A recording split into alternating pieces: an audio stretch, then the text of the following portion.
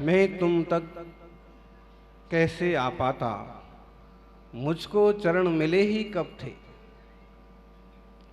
मैं तुम तक कैसे आ पाता, मुझको चरण मिले ही कब थे।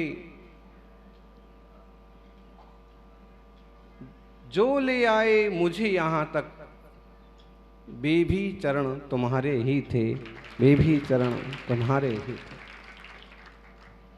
मैं यहाँ आ जाता, ये मेरी क्षमता कहाँ थी।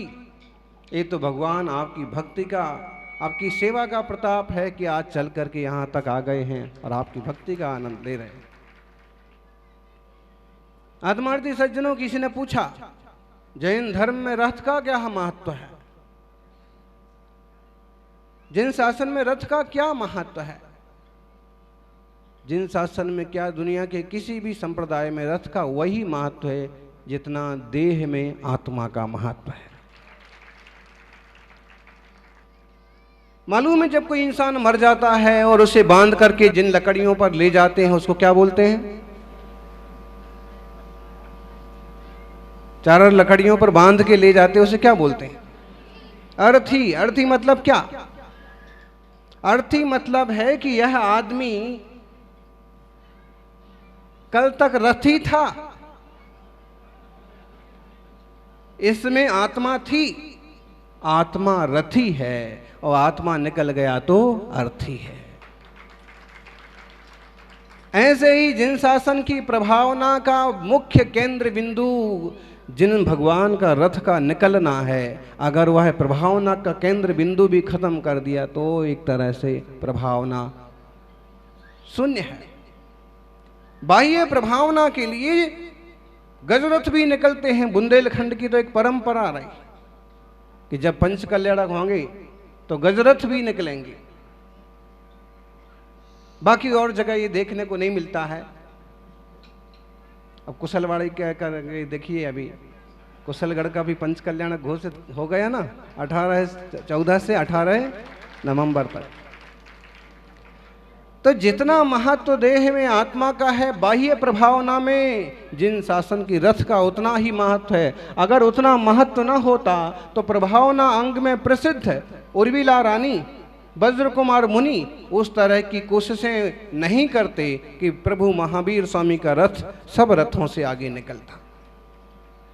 आपको मालूम होना चाहिए युवाओं, आप समझते होंगे कि धर्म बुढ़ापे की चीज है, लेकिन नहीं। हमारे बाल ब्रह्मचारी तीर्थंकर भगवंतों ने सिद्ध किया है कि धर्म तो युवा अवस्था में ही होता है। आचार्यों ने सिद्ध किया। और आज एक हमेशा प्रसंग सुना रहे आपको आचार्य अकलंक देव का, जो युवावस्था में, निकलंक देव का जो युवावस्था में धर्म पर कुर्बान हो गए। उनका कत्ल हो गया, लेकिन उन्होंने जिन शासन की प्रभावना को मंद नहीं होने दिया। लघुहब नृपति के बेटे थे, एक राजा के पुत्र थे दोनों, और वे जब जहां भी देखते तो उस समय महात्मा बुद्ध के साधुओं का जबरदस्त प्रभाव था। और वो अपने पिताजी से पूछा करते थे कि पिताजी, आप तो जिनेंद्र भगवान को मानते हैं और नमोकार मंत्र बोलते हैं और हम लोगों को भी कहते हैं कि बेटे अच्छे, जिन शासन से बड़ा कुछ नहीं है। जब ऐसी बात है तो फिर हमारे ही राज्य में और हमारे आजू बाजू के राज्यों में इतना जबरदस्त प्रभाव क्यों है। क्या जिन शासन की प्रभावना करने वाला कोई नहीं है। उनके पिता ने भी थोड़े निराशा भरे शब्दों में कहा कि हाँ बेटा, इस जमाने में ऐसा कोई नहीं है जो वीतराग जिन शासन की ध्वजा को फहरा सके।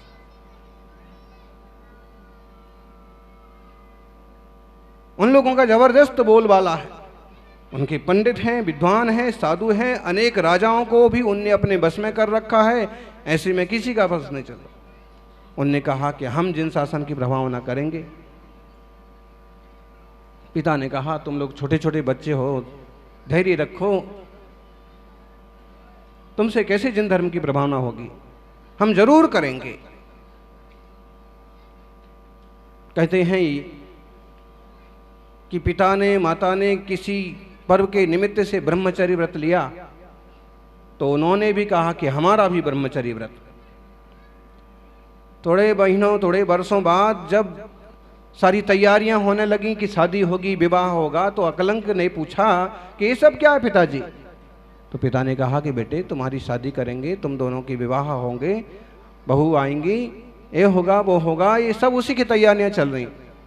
तो उन्होंने कहा कि हमारा तो ब्रह्मचर्य है, हमने तो व्रत लिया है, जिन शासन की सेवा की सौगंध खाई है। पिता ने कहा कि राजा बन के भी तो कर सकते हो। नहीं, जब आपने व्रत लिया था तो हमने भी लिया था। अरे भाई, हमने थोड़े दिन के लिए लिया था। ठीक है, आपने वो थोड़े दिन के लिए लिया होगा, लेकिन हम लोगों से तो ऐसा कुछ नहीं कहा था कि हमारा थोड़े दिन का है, इसलिए हम जीवन भर ब्रह्मचर्य व्रत का पालन करेंगे। भले छोटे राजा के बेटे होंगे, लेकिन वे थे उस समय राजा के बेटे। और उन्होंने फिर एक आग्रह किया कि मुझे, हम लोगों को इस जंजाल में मत डालिए, आप कुछ ऐसा करिए कि हमें जिन शास्त्रों का ज्ञान प्राप्त हो, बौद्ध शास्त्रों का ज्ञान प्राप्त हो, और हम इस लोक में, इस दुनिया में सच्चे धर्म की प्रभाव ना कर सकें। पिता ने कहा ऐसी जगह भी नहीं है कि जहां पर आप लोगों की शिक्षा हो सके। उस जमाने में 6वीं 7वीं शताब्दी की बात है। पहले भी ऐसे कुछ बने थे प्रसंग कि डाउट होता था कि यहाँ कोई ना कोई विद्यार्थी है कि जिन शासन पर श्रद्धा रखता है, प्रेम रखता है, प्रीति रखता है। इस बार तो उन्होंने एक चक्र चलाया कि जहां सारे विद्यार्थी सोते थे, और एक तरह का जबरदस्त कोलाहल करवा दिया रात को कि सारे भयभीत हो जाएं। सारे भयभीत हो गए, डर करके जिनकी आदत में जो था वो बोलने लगे। उन्होंने अपना प्रारंभ कर दिया, बुद्धम शरणम गच्छामि, लेकिन इन दोनों को वीरम शरणम गच्छामि, नमो अरिहंताड़म, नमो सिद्धाड़म, नमो आर्याड़म। और जब यह उन्होंने मंत्र का उच्चारण किया तो कहते हैं पहले से ही शंका थी, तुरंत पकड़ लिए गए और इनको कोठरी में बंद कर दिया जाए, सुबह होते ही इनको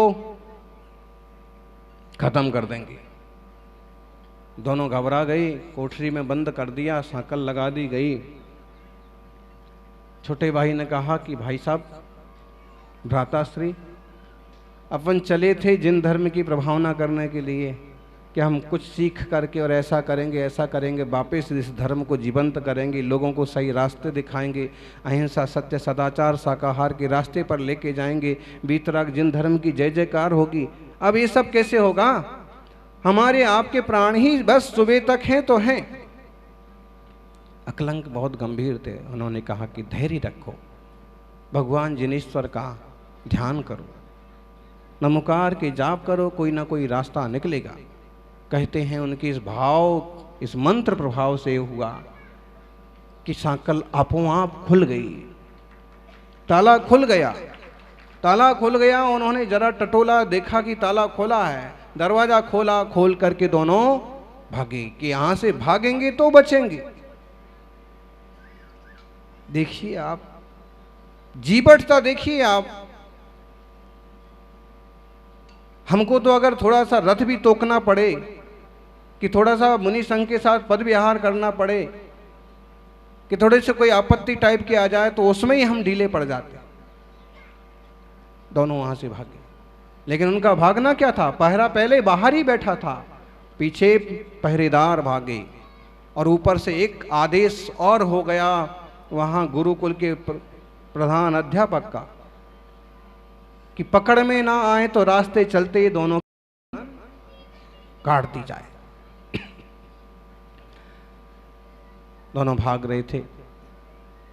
आप कल्पना करिए, सच्ची घटना है, 7वीं शताब्दी की।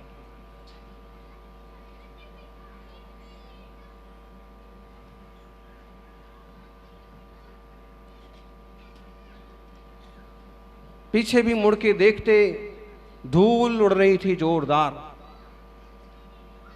घोड़े से उनका पीछा किया जा रहा था।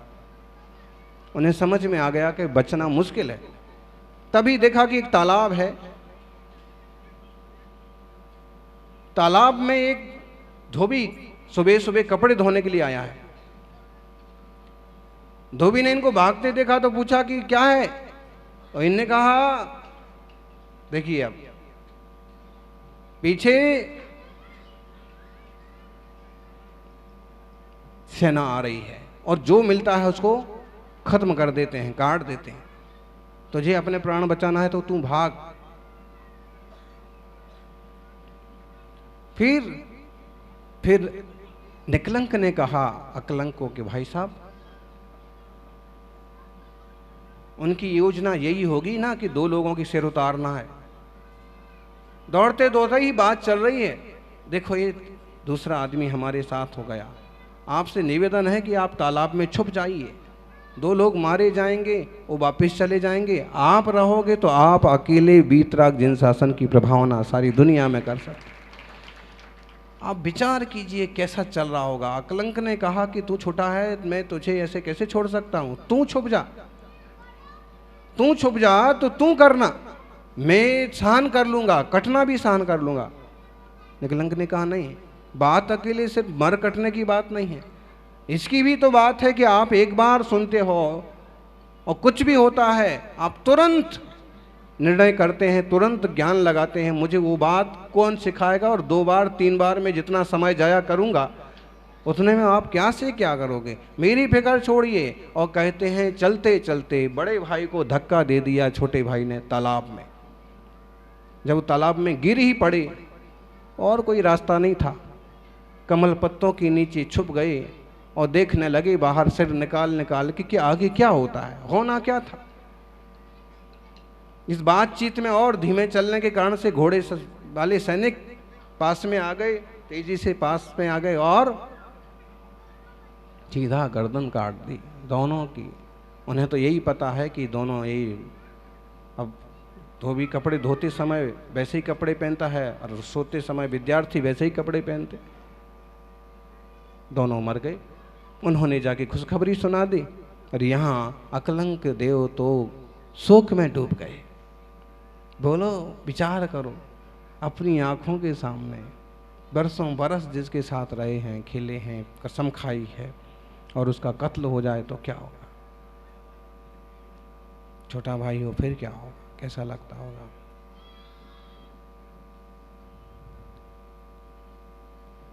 इस महान वीतराग जिन शासन को जीवंत करने के लिए वो अपने भाई को भी खोना पसंद किया,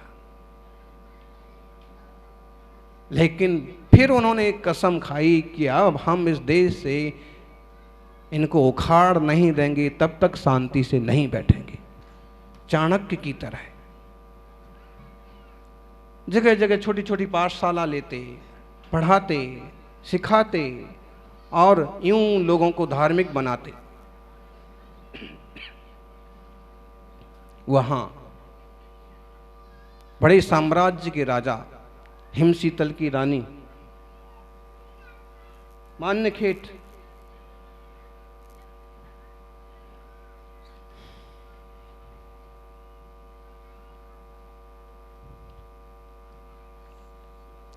वहां एक रानी थी, उसकी जिन धर्म के प्रति बड़ी प्रीति थी,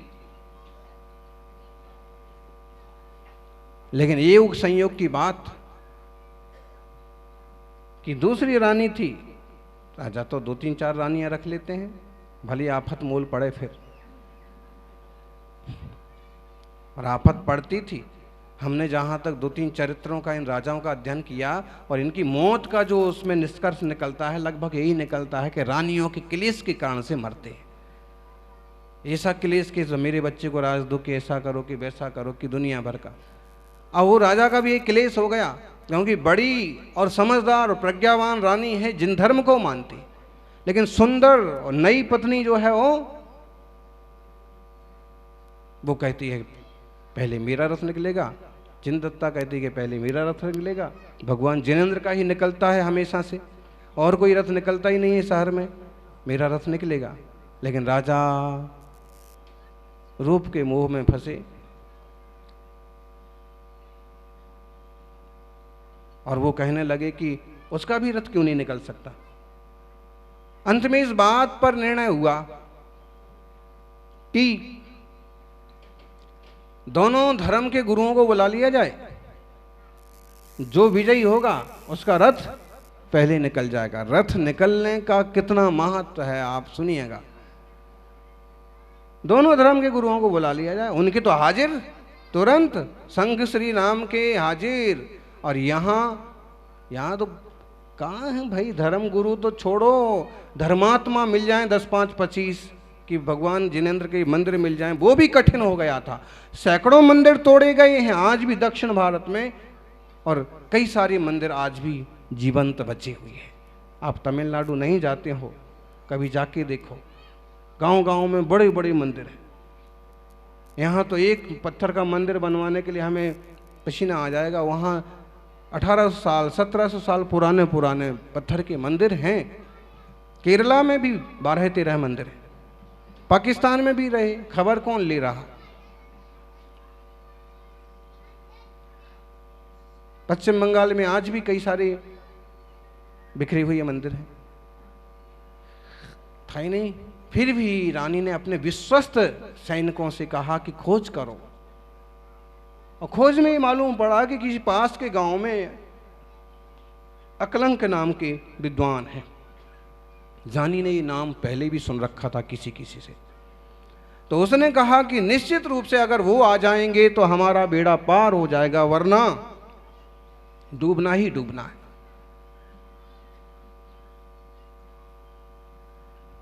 विश्वस्त लोगों को आग्रह करने के लिए भेजा, उनने आग्रह किया।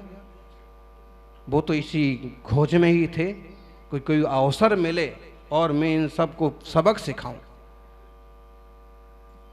अद्वितीय विद्वान थे, बहुत बड़े पंडित बन गए थे।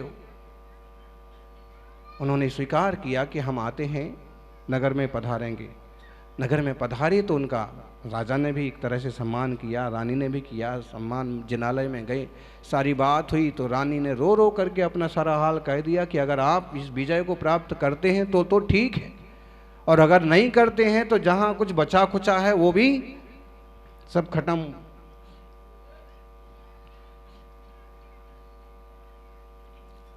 स्वीकार कर लिया, ठीक है। और जिस दिन से वाद विवाद प्रारंभ हुआ, अद्वितीय विद्वान थे, उद्भट विद्वान, आज भी उनके बड़े बड़े शास्त्र उपलब्ध हैं। तत्वार्थ, राजवार्तिक, अष्टसती, लघी स्त्रियः, न्याय विनिश्चय और कई सारे शास्त्र हैं संस्कृत में बड़े बड़े।